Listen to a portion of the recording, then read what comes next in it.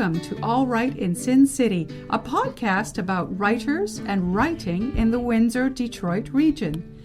Your podcasters today are Irene Moore-Davis, author, educator, and local historian. Kim Conklin, Windsor-based writer and filmmaker. And me, Sarah Jarvis, former bookseller, publishing rep, and literary festival chair.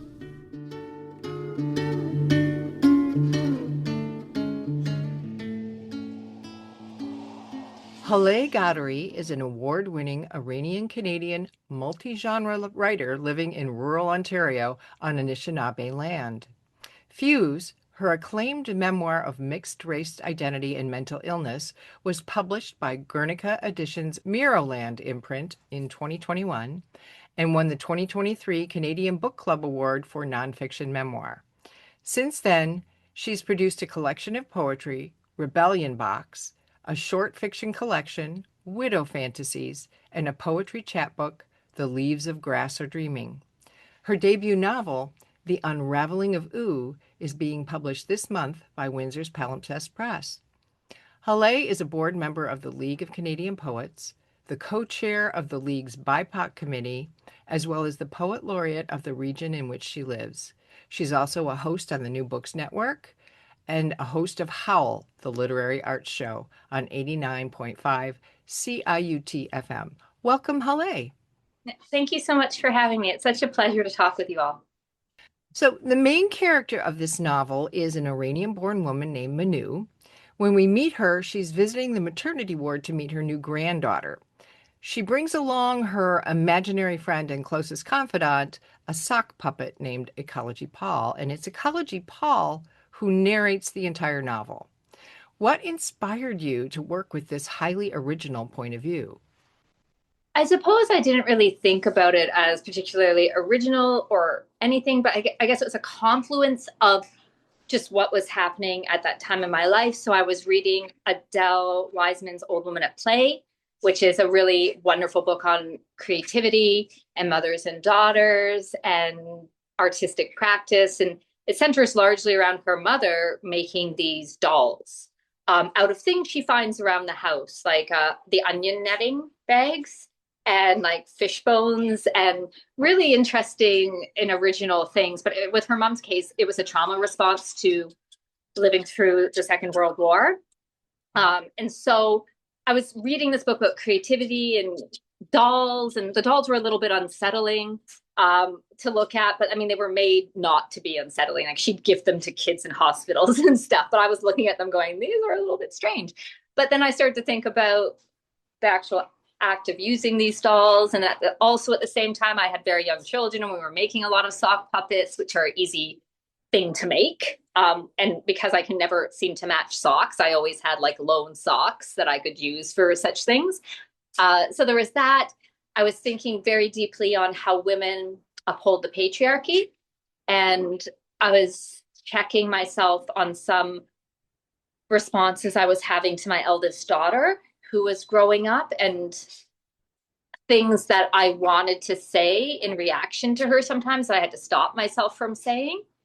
But I wanted to say them or make comments on the way she was dressed or something because they were comments that had been made to me throughout my life. And you know, I didn't say them, but I had to interrogate myself a little bit. And then I was also just thinking about absurdity and how absurdity is such a clarifying agent and how I can be accused sometimes of not taking very much seriously. But the truth is I use absurdity because I take everything seriously.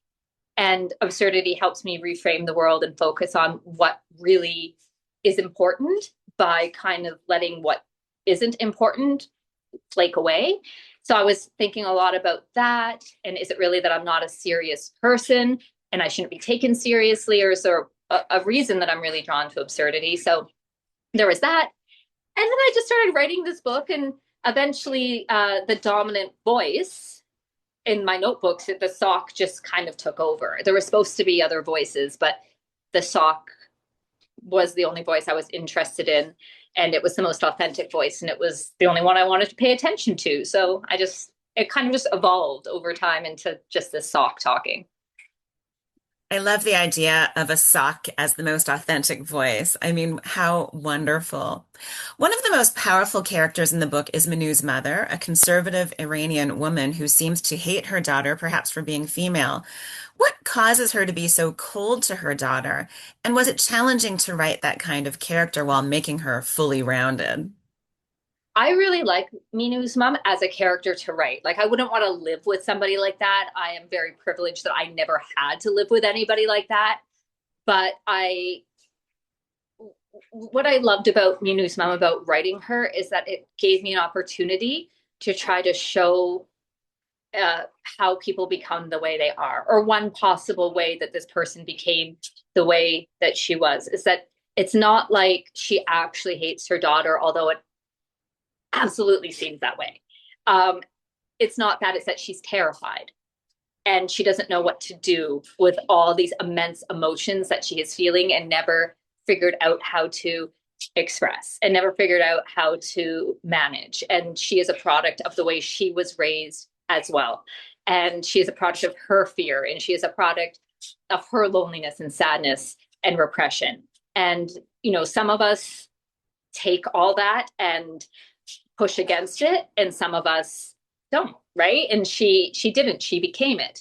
But that's a slow reveal as the book goes on. It's nothing you really know at the beginning. You're just like, wow, why does this woman even have a child? Because she's terrible to her and Minu loves her so much. So it was more of an observation of other women I had seen, other experiences that I had seen with mothers being truly horrible to their daughters and being so hard on their daughters. And I was interested in exploring that and thinking, well, why would somebody be that way? Yeah, I might just want to write them off as a terrible person, but, and that's certainly the easiest thing to do. But if I try to give this person grace and I try to give this person empathy, maybe what would make them the way they are. So that's where Minu's mom came from. Like I said, not somebody I'd actually want to know in my everyday life, but was intensely fulfilling to write.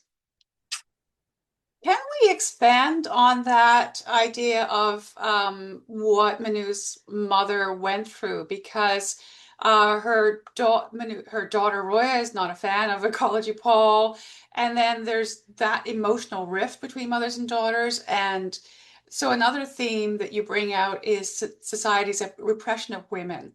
Are these things connected, and how do you feel that you balance them within writing? Not sure I balance them at all. I mean, if I did, great. I'm very, very happy.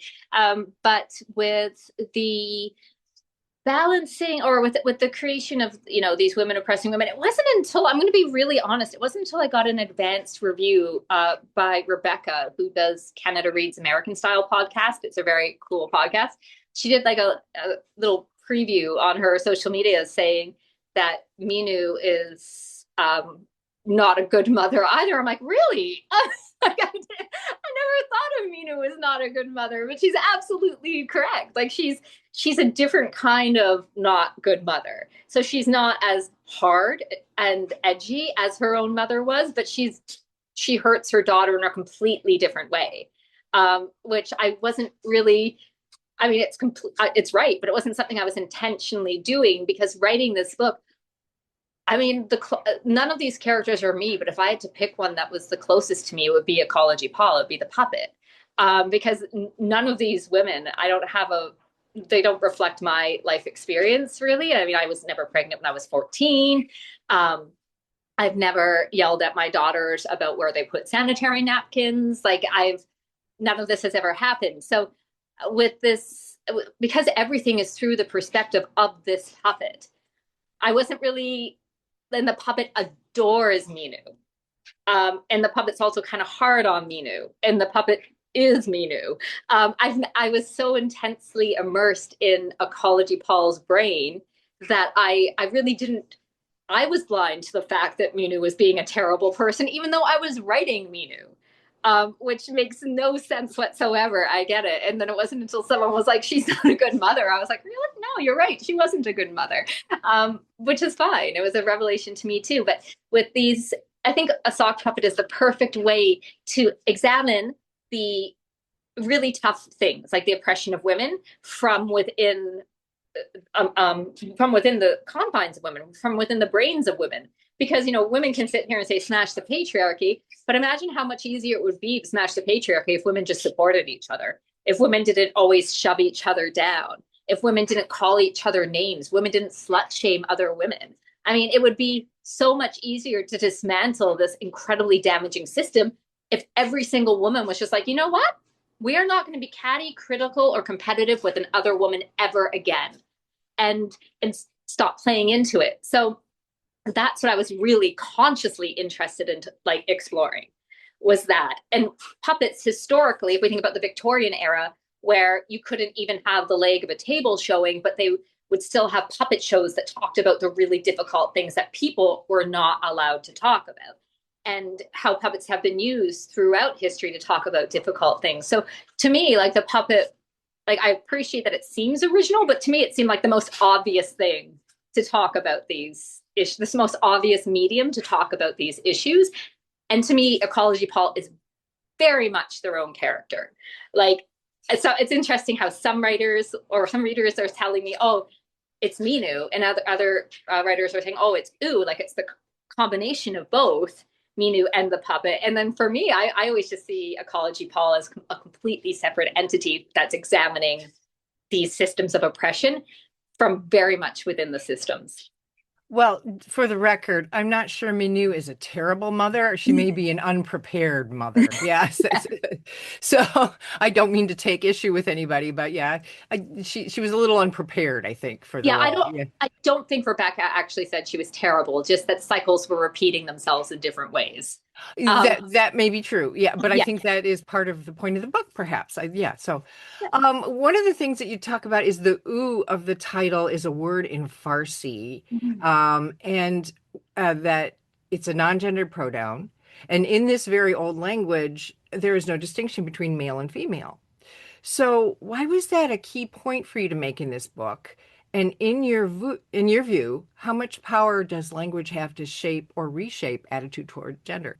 Yeah, I mean, so in Farsi, "ou" is the genderless pronoun for he or she. There is very much a distinction, obviously, between men and women in the culture, but they don't have a separate pronoun for these things. Now, there is a separate pronoun for they. So, there is that, but he and she are just the same. "Ou." And I remember the first time I really realized that, because I didn't grow up speaking Farsi. It's something that I've come to later in life. My father didn't see any value in teaching a child or any of his children to learn Farsi, which he considered a useless language in Canada, like for us to learn. It wasn't until later when I started learning myself that I even realized I was just delighted by it. Like, I find myself delighted with a lot of language, but I was just delighted by the fact that this culture that people arguably wrongly think of as so, you think of Iranian culture and you think of women being oppressed, and you think about, all these really terrible things. I mean, actually, like, the government is its own issue, but the people are completely not the government. And how this language is actually really revolutionary in so many ways. And Farsi is just this beautiful language. Anyways, it's very dramatic, very, very beautiful, poetic language without even trying. Like in Farsi, if you want to say that you love someone, you might say, which means I'll eat your liver. Like, that's a pretty dramatic thing to say to someone. Or if you just, you say to someone, which is like, I'll sacrifice myself for you. But it's like somebody opens the door for you. Or, you open the door for someone and they're like, and it's just like, you don't need to sacrifice yourself. I just opened the door. But it's a very dramatic language. And I think that it was really fun for me to insert little bits of Farsi into the text to give a flavor for it. And I didn't really explain it, but within the context of sentences, I think people can figure it out. And I didn't feel the need to translate for people. I didn't think it was, that obscure or obfuscating, I should say. So yeah, I mean, I think, I'm a poet. I think language is so much fun. I think language is like, especially when you distill language, especially when you play with language, especially when you subvert language and you take a sentence that, is usually read one way and just flip some words so it's read another. I mean, I think it's incredibly powerful to disrupt expectations and disrupt standards and use language to just be a bit of a shit disturber. And like, I mean, shit disturber in the best possible way. Like, I think about how sometimes like kids can be shit disturbers by saying something they're not supposed to say, like saying the quiet part loud. And that's essentially what this book is trying to do. Not even trying to do, it's just what I do naturally. Is like, I'll try to say the quiet part loud. I try to be playful. I try to be like charmingly disruptive. I never want anyone to be hurt, but I do want to shake people out of our collective apathy. And I think, of course, language, and especially poetry, and I'm a poet first, is the best way to do this. And I very much went into this book thinking of it like a very big poem, but a poem that I was forced to like put within certain narrative conventions, which was new for me, but I managed to do it. I mean, it did take me being like, okay, you need to explain this a little bit more to the reader. One of my favorite bits of feedback was from the wonderful editor, Margot Lapierre, who is also a beautiful poet and writer. And I can remember her commenting on a section and saying that I needed to show less and just tell more.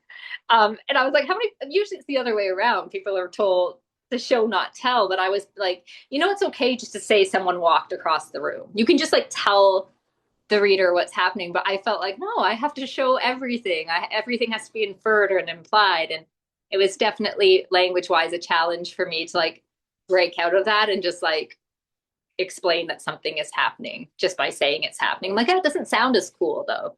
But it was a learning experience. We learned that Minu was sent to Canada to live with a cousin after having a son while still quite young. Her cousin Kala tries to help Minu live more freely, and she does for a time. Eventually, she falls into the same traditional home life as her mother lived. Why did it feel right for this character to repeat the traditional pattern rather than choose a more independent identity? Yeah, I mean, I suppose it is a bit of a traditional pattern. In this case, it was simply because I wanted to show that, like maybe her mother, Minu didn't have enough of a sense of herself to really be anything. Now, being a stay-at-home mom is absolutely a wonderful identity. Working in the home, I mean, I would do it in a second if I could. I would gladly just stay at home, take care of my children, like wash the outside windows, which so needs to be done, and I never seem to have time to do. But with Minu, it's kind of like this decision that just is like, okay, I guess this is what I'm doing now, and she doesn't really think about it. It's just that they're in a financial position where they can do it, and she does it. She's doing it for different reasons than her mother did, but she has this passion for drama and theater, and she studies it, but she really doesn't do anything with it. Like she taps out of that saying, oh, I'll just be at home, which is, again, fine if it's something that she truly felt passionate about. But I wanted to make it clear that that's not it. It's just that she doesn't really believe in herself enough to commit or to be passionate about anything because she is so lost. So she does fall into the same pattern as her mom, but not necessarily for the same reasons as her mom did. As she takes on that role of motherhood, you talk about motherhood being a burden. In one passage, ecology Paul, for example, notes that Minu becomes more dependent on him, and then she loses herself as she's a full-time mother. Is it inevitable that mothers lose their individuality? So is it possible to maintain a sense of personhood and still parent? I mean, I have 4 kids, and I think I'm very much still a person. I absolutely think so. With Minu, a lot of her inability to interact with her daughter is not because she actually is a horrible mother. It's because of the trauma of having to leave her firstborn. So it's one of those things, like it's like not being able to look at Roya without seeing Davud, without feeling her failure there. So like her distance from her daughter is not that that her daughter's actually any kind of burden, is that Minu's own past is a burden. Minu's own experiences are a burden. That has nothing to do with her daughter and everything to do with her being unable to process what happened and being unable to see how little of what happened was actually her fault. She was a child. She has been made to feel ashamed and guilty of herself her whole life. So it's not at all that motherhood is a burden. It's that shame is a burden.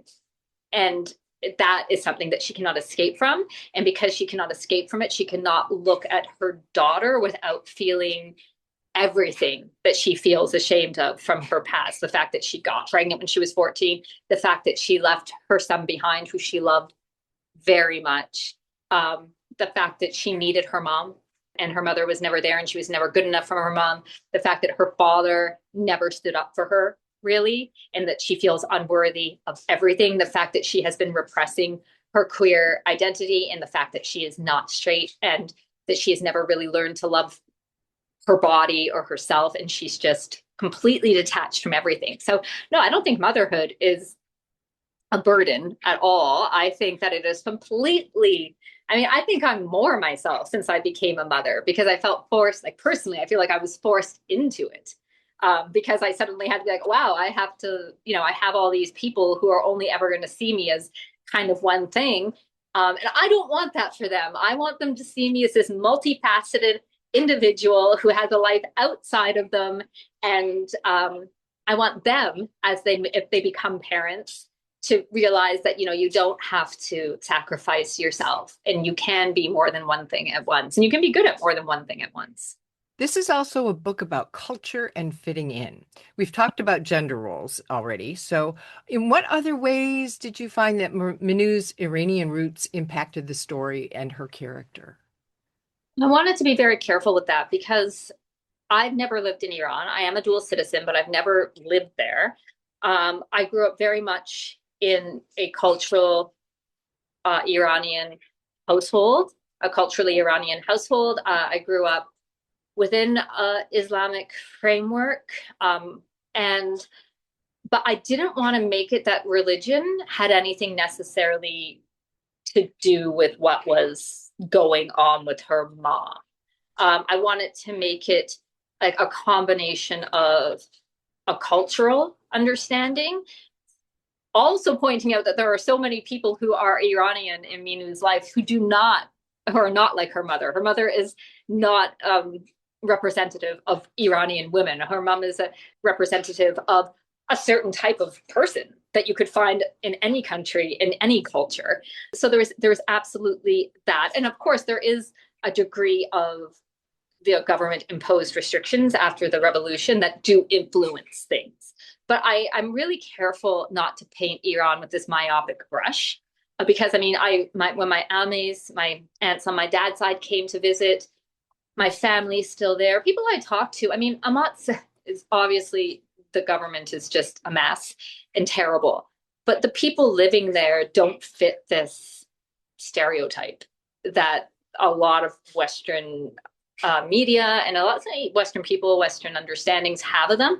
So I was super conscious of not playing into that and not playing into any kind of restrictive cultural motif that would be there. That might make people think that I was having this damning indictment of Iranian culture or people. So I didn't want that, but there's definitely Minu being influenced by a certain culture, certain expectations of girls, certain expectations of what you should do when you're married, and who you should marry and why you should marry and all of that. So that's definitely there, but I really didn't want to make it overarching or anything that would play into any, because there's so many books that play up certain stereotypes of Middle Eastern people, and that's not been my experience, and I wanted to break free of that while still very much showing the culture and showing the really good things about the culture. Like Kala is this person who reminds me so much of my ames, very fiery, believes what she believes in, isn't afraid to tell anybody off for hurting someone they love. And I wanted that to be clear too, and that Minu's mother is an incredibly oppressive force, but she is not representative of every woman, in Iran, growing up in Iran. You've had a book published every year since 2023. What's the secret to your success? Oh gosh, there is none. It's actually just weird timing with publications, right? Like, so, um, I'm 44. I had my first book accepted for publication just before I was 40. I'd been writing the whole time before that, but I was still very much battling with eating disorders and addiction. And, as much as people think, oh, taking drugs makes me so creative, at least in my experience, it did not. It made everything slow down. It made it hard to follow through on things. So I had a lot of kind of half-baked ideas laying around from, my 20s and 30s where I wasn't as committed to writing and I couldn't follow through. And then basically about 8 years ago, I got sober. And then is when I started pulling things together and finishing things. And I guess it was like this frenetic energy where I felt like I had to make up for lost time. And I had this backlog of ideas that were like pushing at the back of my eyeballs trying to get out. So I felt this urgency, and not an urgency that was coming from outside, like you have to produce to be relevant, not that, but like an urgency coming from like a soul level that I need to get this stuff out. Like it's been sitting here and I'm going to like vomit if I don't do it. So I just wrote very quickly. I wrote at night. I wrote when like on my phone or in a notebook when my kids were in swimming lessons. Like I completely de-romanticized the inspiration writing process and was like, no, this is just going to happen when it happens, even if it's only 5 minutes a day. So there wasn't really a secret as much as I had like a backlog, I guess. And I know I'm saying this, that, I'm not actually that productive, and I don't feel like I am that productive or prolific, but I mean, I do have 2 books coming out in 2027 too, so I'm not really helping myself with this argument, but it's really just that there was a backlog. And after 2027, I'm very much looking forward to not stopping, but just like going back to poetry and taking a deep break and enjoying that and being in the community, like supporting others, continuing with my speaking roles, my mentorships, and broadcasting that I do for the literary arts, but not like turning out so much, because I don't feel like that's who I am. It's just the timing of when people pick up books for publication. Like I have no control over when they slot things in, and it just all kind of happened in this group. Very cool. And I'm glad that that's happening for you. That is amazing. So we'd love to hear a little bit of from the Unraveling of Ou for our audience. Would you care to read for us? Yeah, sure. So I'm just going to read from the first chapter, the opening chapter. And it's really, I think all the chapters are fairly, not when I say fairly short, I just mean like you're not going to be reading like War and Peace here. So I'm going to read that opening, and it starts with the chapter heading, "It's not every day a soft puppet visits a maternity ward." Minu and I fly down the hall, the anticipated squeak of hospital vinyl absent from under our feet. We are weightless, shoes barely touching the ground. A reflection of Minu's form glides beneath us. Wraith-like, we are darkly mirrored in the freshly waxed floor. And Minu, she stares ahead, unseen. Not seeing me, I mean. As conspicuous as I am to everyone else, my existence is as natural to her as the weight of her tongue in her mouth or the air filling the lungs in her chest. She doesn't see the nurse who jumps out of our way either, flattening her body to the wall, blue eyes large with shock. I know Minu would rather cut off her arm than look at me. I can feel it. Her hand with the soft palm and short nails, is less of a hand now and more of a fist. As metacarpal tension curls in my body. Minu. I try to say her name, but she won't let me open my mouth. Minu, listen to me. Ahead, the elevator doors slide open. A boy emerges with a bouquet of balloons. He looks at us as we pass, then turns to look again, a smile tickling the corner of his mouth. The boy's cola-colored eyes sparkle, registering my absurdity. My static gray skin and yellow pipe cleaner curls bursting wildly from the top of my head. My lolling red felt tongue. My eyes, one round, flat and green, placed half an inch lower than the left, which is smaller and black and not flat but domed like half a gumdrop. Me, a handmade toy perched dumbly on the hand of a frazzled and frizzy-haired middle-aged woman, A woman who would look a lot more pulled together, even pretty, if she put a little lip gloss and massaged some serum into her hair like I suggested. She had been going to meet her grandbaby for the first time, and while the baby wouldn't have cared how she'd look, her daughter did. Roya would have cared if she made the effort, and Roya had cared. A lot. I see me as the boy must, a crudely made toy. I admit my appearance is more primitive than Minu's later creations, but my simplicity has served me well. Out of all of us, I'm the only one still here. The boy stands under his rainbow balloon umbrella, smiling. He's the last thing I see before the elevator doors close and Minu slams me into the steel panel, slams me again and again until our bodies vibrate with the force of her pain, our sadness. Because I may be the stuff of stuffing and nonsense, but I can feel as much as Minu. And of course, I'm the reason Roya shouted at us to leave. Leave, now, and take that thing with you. She called me a thing, but Roya knows my name. She could recognize my face before she could recognize her own. She's known it for almost as long as she's known Minu's, though I don't claim she studied mine with as much devotion. Mothers are gods, first true loves. Minu falls forward, chest heaving. She rests her head beside mine on the panel. The cool shock of steel is calming, and her breathing slows. My body relaxes. She rolls her forehead so her eyes meet mine. It's okay, Minu. My voice, which has always been high, is tight now, too. I clear my throat and try to relax my pitch. It's okay. Let's talk. Hollay Ghadery, thank you very much for joining us. Thank you. The Unraveling of Ou is published by Palimpsest Press. It's available in January of 2026. Thanks for joining us. Look for more episodes of All Right in Sin City wherever you listen to podcasts, or check out our website, allrightinsincity.com. For information and announcements of new podcasts, sign up to our email list or follow us on Facebook and Twitter.